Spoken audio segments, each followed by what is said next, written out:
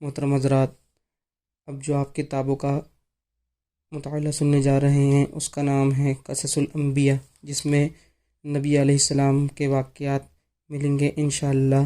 آگے بہت سے نبیوں کے واقعات میں آپ کو سناؤں گا۔ اس کتاب کا پہلا صفحہ جس میں نبیوں کے واقعات کی پہلی جو ہیڈنگ ہے وہ ہے نور محمدی کا ذکر۔ محمد بن اسماعیل بن آذر بخاری رضی اللہ تعالیٰ عنہ روایت کرتے ہیں کہ حضرت امام جعفر صادق بن امام محمد باقر بن امام زین العابدین بن امام حسین رضی اللہ تعالیٰ عنہما سے امیر المومنین حضرت علی بن ابی طالب نے فرمایا کہ ایک دن میں پیارے نبی صلی اللہ تعالیٰ علیہ وسلم کی عیادت میں بیٹھا تھا کہ حضرت جابر بن عبداللہ انصاری نے حضور صلی اللہ تعالیٰ علیہ وسلم سے عرض کیا، اے اللہ کے رسول صلی اللہ تعالیٰ علیہ وسلم، میرے ماں باپ آپ پر قربان۔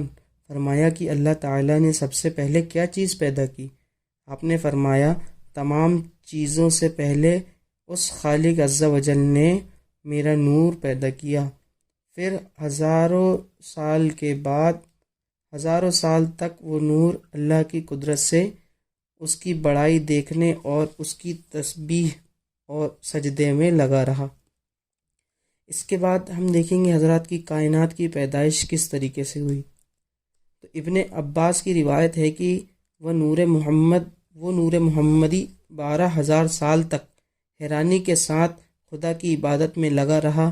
پھر اللہ تعالیٰ نے اس نور سے ایک موتی پیدا کیا، اس موتی پر اپنی جلالی نظر ڈالی تو اس روب کے اثر سے وہ موتی پانی ہو گیا، پھر 1000 سال تک بہتا رہا۔ بعد میں اس کے 10 حصے کیے۔ پہلے حصے سے عرش بنایا، اس کے 4000 ستون کیے، ایک ستون سے دوسرے ستون تک 4000 سال کی راہ ہے۔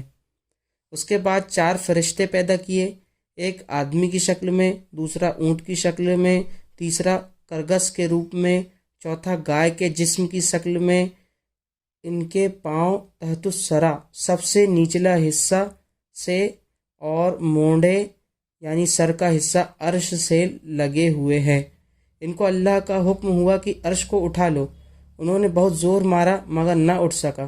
پھر ارشاد ہوا کہ ہم نے تم کو 7 زمین اور 7 آسمان کا زور دیا، اٹھا لو۔ پھر انہوں نے طاقت لگا کر اٹھانا چاہا مگر نہ اٹھ سکا۔ اس کے بعد حکم ہوا کہ وہ تسبیح پڑھ کر اٹھا لو، سبحان ذی الملک والملکوت، سبحان ذی العزت والعظمت والحیبت والقدرت والکبریاء والجبروت، سبحان ذی الملک الحی الذی لا ینام ولا یموت، سبوح قدوس ربنا ورب الملائکۃ والروح۔ جب فرشتوں نے یہ تسبیح پڑھی، اللہ کی قدرت سے عرش اٹھا لیا۔ دوسرے حصے سے قلم بنایا، اس کی لمبائی 500 سال راہ کی اور چوڑائی 40 سال راہ کی ہے۔ تیسرے حصے سے لوح محفوظ بنایا، جس کی اونچائی 100 سال کی راہ ہے، چوڑائی 100 سال کی راہ ہے، اس کے چاروں طرف یاقوت جڑا ہے۔ پھر قلم کو حکم ہوا لکھ۔ عرض کیا کیا لکھوں؟ اللہ تعالیٰ نے فرمایا کہ لکھ، میرا علم میری خلقت میں۔ عرض کیا شروع کس طرح کروں؟ فرمان ہوا شروع کر بسم اللہ الرحمن الرحیم۔ پھر قلم نے بسم اللہ کو 1000 سال میں پورا کیا۔ اس کے بعد اللہ کا فرمان ہوا لکھو، میں معبود ہوں، میرے علاوہ کوئی عبادت کے لائق نہیں۔ محمد میرے رسول ہے جس نے میرے فیصلے پر بھروسہ کیا، میری بھیجی مصیبت پر صبر کیا، میری نعمتوں پر شکر کیا اور میرے حکم پر راضی ہوا۔ میں اسے صدیق بنا کر اٹھاؤں گا اور قیامت کے دن اسے صدیقوں کے ساتھ اٹھاؤں گا۔ اور جس نے میرے فیصلوں پر بھروسہ نہ کیا، میری بلا پر صبر نہ کیا، میری نعمتوں پر شکر نہ کیا اور میرے حکم پر راضی نہ رہا، اسے چاہیے کہ مجھے ہی معبود چنے۔ پھر قلم نے لکھا اور لکھتی چلی گئی، یہاں تک کہ لکھ ڈالا ورشا کی بوندوں کو، پیڑوں کے پتوں کو، ریگستانوں کے ریتوں کو، اور کائنات تک قیامت تک جو ہونے والا ہے۔ لکھتے ہیں کہ جب قلم میں محمد صلی اللہ تعالیٰ علیہ وسلم کا نام سنا تو عرض کی کہ اے خدا تیرے جیسا اور برابر کا کوئی نہیں، پھر یہ کس بزرگ کا نام ہے؟ آواز آئی کہ یہ نام میرے حبیب کا ہے، وہ مخلوق خاص ہے، اگر میں اسے پیدا نہ کرتا تو میری قدرت ظاہر نہ ہوتی۔ قلم نے جب یہ آواز سنی تو ہیبت سے اس کا سینہ پھٹ گیا۔ روایت کیا جاتا ہے کہ لوح حرکت میں آئی کہ میرے جیسا کوئی نہیں ہے، کیونکہ مجھ پر خدائی علم لکھا گیا ہے۔ آواز آئی اللہ ہی ہے جسے چاہتا ہے مٹاتا ہے اور جسے چاہتا ہے رکھتا ہے، اور اسی کے پاس اصل کتاب ہے۔ پھر اللہ تبارک و تعالیٰ نے چوتھے حصے سے سورج بنایا، پانچویں حصے سے چاند بنایا، چھٹویں حصے سے جنت، ساتویں حصے سے دوزخ، آٹھویں حصے سے فرشتے اور نویں حصے سے کرسی، اور 10ویں حصے سے نور محمدی صلی اللہ تعالیٰ علیہ وسلم کو پیدا کیا، اور اس نور مبارک کو داہنی طرف عرش کے تسبیح و تقدیس میں مشغول رکھا۔ پھر روایت ہے کہ کرسی کے نیچے یاقوت کا ایک دانہ پیدا ہوا، اونچائی اور چوڑائی اس کی 500 ورش کی راہ ہے۔ اس دانے پر اللہ نے نظر کی، ہیبت سے وہ خود بخود پگھل کر پانی ہو گیا۔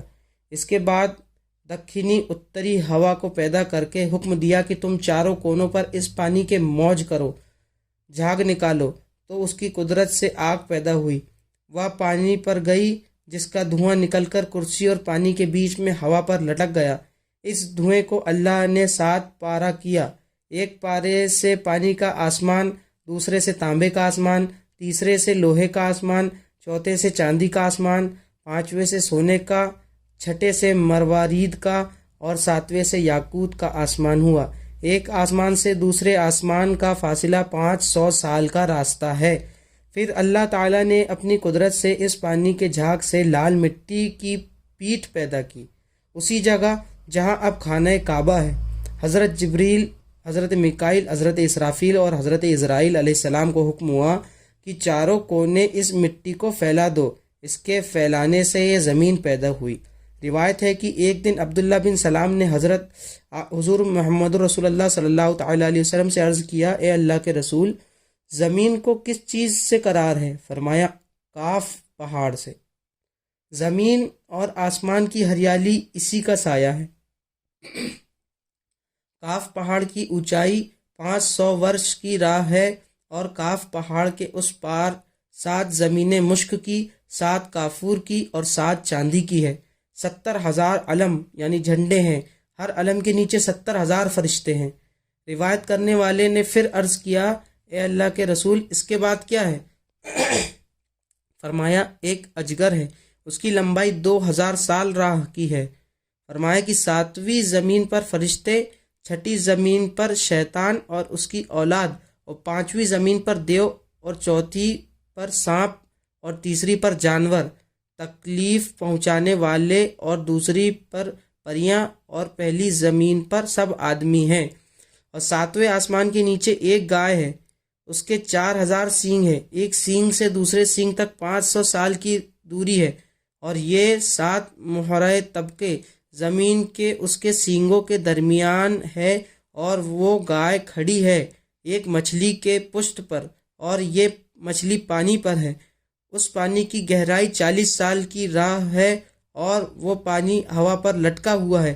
ہوا اندھیرے پر ہے، اندھیرا دوزخ پر ہے، دوزخ آسمان کے ایک پتھر پر ہے، پتھر فرشتے کے سر پر ہے، فرشتہ ہوا پر ہے، ہوا اللہ کی قدرت سے لٹکی ہوئی ہے، اور اس کی قدرت بہت زیادہ ہے۔ عبداللہ بن عباس سے روایت کی کہ تحت الثری نام ہے تازہ گلاب کا، جو 7ویں زمین کے نیچے ہے، اس کے نیچے دوزخ ہے، اس میں ایک سردار ہے، اس کا نام مالک ہے، 19 فرشتے مالک کے ماتحت ہیں۔ ہر فرشتے کے داہنے طرف 70,000 ہاتھ اور بائیں طرف بھی 70,000 ہاتھ ہے، ہر ہاتھ پر 70,000 ہتھیلیاں، اور ہر ہتھیلی پر 70,000 انگلیاں، اور ہر انگلی پر ایک ایک اجگر ہے، اور ہر اجگر کے سر پر ایک سانپ ہے کہ اس کی 70,000 سال کی لمبائی ہے، اور ہر سانپ کے سر پر ایک بچھو ہے۔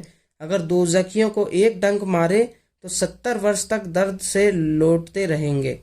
بائیں ہاتھ کی انگلیوں پر ایک ایک ستون آگ کا ہے، اگر ایک ستون حشر کے میدان میں ڈالا جائے اور سب جن و انسان مل کر اسے ہلانا چاہے تو ہل نہ سکے۔ ان فرشتوں کو حکم ہوا کہ تم دوزخ کے اندر جاؤ۔ انہوں نے عرض کی کہ خدایا ایسی جلتی آگ میں کس طرح جائیں؟ جبریل نے رب کے حکم سے ایک انگوٹھی جنت سے لا کر ان کے ماتھے پر اس کے داغ دیے۔ انگوٹھی پر لکھا ہوا تھا لا الہ الا اللہ محمد الرسول اللہ صلی اللہ تعالی علیہ وسلم۔ یہ سب اس لیے کیا گیا تاکہ دوزخ کی آنچ ان پر اثر نہ کرے۔ تب وہ 19 فرشتے دوزخ میں گئے اور قیامت تک وہیں رہیں گے۔ اس لیے کہا جاتا ہے تو ہرگز دوزخ کی آگ کا صدمہ اسے نہ پہنچے گا۔ دوزخ کے 7 دروازے ہیں، ہر دروازے کے لیے ان میں سے ایک گروہ تقسیم کیا گیا ہے۔ دوزخ کا پہلا دروازہ جہنم ہے، دوسرا جہنم، تیسرا سقر ہے، چوتھا سعیر ہے، پانچواں نتا ہے، چھٹا حاویہ ہے اور ساتواں حطمہ ہے۔ روایت ہے کہ ایک دن جبریل نے پیارے نبی صلی اللہ تعالی علیہ وسلم کی خدمت میں وحی بھیجی کہ یکایک زلزلے کے صدمے سے زمین و پہاڑ ہل گئے اور اس کے ساتھ ہولناک آواز آئی کہ مبارک چہرے کا رنگ بدل گیا۔ حضور صلی اللہ تعالی علیہ وسلم نے جبریل سے پوچھا کہ یہ کیسی آواز تھی؟ جبریل نے عرض کیا کہ اے اللہ کے رسول صلی اللہ تعالی علیہ وسلم، آدم علیہ السلام کے آگے 7000 برس سے ایک پتھر 1000 من کا دوزخ میں ڈالا گیا ہے، آج تک وہ نیچے چلا جاتا تھا، ابھی وہ قعر حطمہ میں پہنچا، یہ اس کی آواز تھی۔ حضور صلی اللہ تعالی علیہ وسلم نے پوچھا وہ کس کی جگہ ہے؟ عرض کی کہ منافقوں کی۔ چھٹے درجے میں کچھ مشرک رہیں گے، پانچویں درجے میں بت پرست رہیں گے، چوتھے درجے میں شراب پینے والے، تیسرے درجے میں ترسا، دوسرے درجے میں یہودی اور پہلے درجے میں تمہاری امت کے گناہ گار رہیں گے۔ دوزخ کے ایک دروازے سے دوسرے دروازے تک 70 برس کی راہ ہے، ایک سرپوش سنگین کی جس کی چوڑائی 50 سال کی راہ ہے دوزخ کے منہ پر رکھا ہے۔ دوزخ کے نیچے ایک پتھر ہے، اس کے نیچے ایک فرشتہ مچھر کے پیٹ پر کھڑا ہے، اس کے نیچے ایک مچھلی ایسی بڑی ہے کہ دم اس کی 7ویں عرش سے لگی ہے، اور ایک گائے فردوس کی 70,000 اس کے سینگ ہیں اور زمین میں کھڑے ہیں، اس مچھلی کے پیٹ پر کھڑی ہے، اگر وہ ہلے ڈلے تو تمام دنیا تہس نہس ہو جائے۔ روایت ہے عبداللہ بن عباس سے کہ ہر آسمان پر انگنت فرشتے ہیں، وہ سب اللہ تعالیٰ کے حکم سے تسبیح، تقدیس، تحلیل، تحمید، تمجید، تکبیر میں لگے ہوئے ہیں۔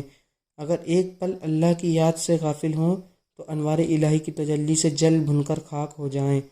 یہ فرشتے کچھ گائے کی شکل میں ہیں، کچھ سانپ کی شکل میں ہیں، کچھ گدھ کی شکل میں ہیں، کچھ کا آدھا بدن برف کا ہے، کچھ کا آگ کا، کچھ قیام میں ہیں، کچھ رکوع میں ہیں، کچھ سجدے میں ہیں اور کچھ قعود میں ہیں۔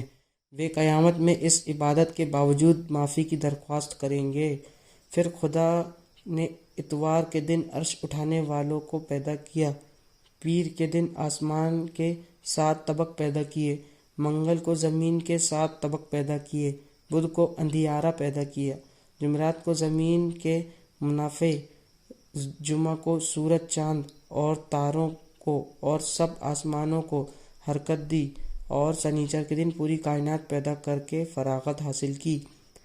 ایک روایت ہے کہ اللہ تعالیٰ نے ریت کو پیدا کر کے ہوا کو حکم دیا تو ایک حصہ اس کا زمین پر اور ایک حصے کو زمین کے اندر لے گئی۔ اس کے بعد بے دھوئیں کی آگ پیدا کر کے اس سے جنوں کی قوم پیدا کی، جنوں سے دنیا بھر گئی۔ اس پر ایک پیغمبر یوسف نام کا بھیجا، جنوں نے اس پیغمبر کی بات نہ مانی بلکہ اسے مار ڈالا۔ زمین پر ظلم کرنے لگے، تب اللہ تعالیٰ نے اسرائیل کو اور فرشتوں کے ساتھ بھیجا، انہوں نے سب کو مار کر ان کی گندگی سے دنیا کو پاک کیا۔